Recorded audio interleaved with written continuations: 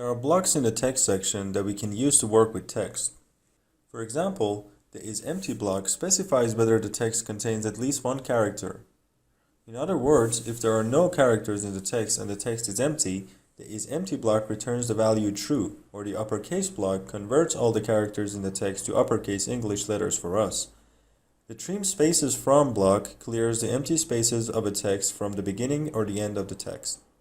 For example, we want to write a function that searches for a phrase in the text and replaces it with another phrase if it is found. First, we rename the function to string replace. Then we consider a text parameter for the input, renaming it to phrase.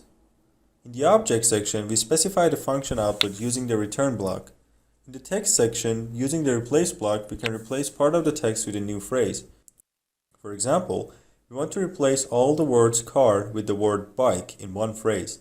That is, the word car should be deleted and replaced with the word bike. Using the item block, we select the input parameter, we save and copy the URL to access the function. In our example, our phrase is, I have a car, my car is blue. In the output, you can see all the words car have been changed to bike.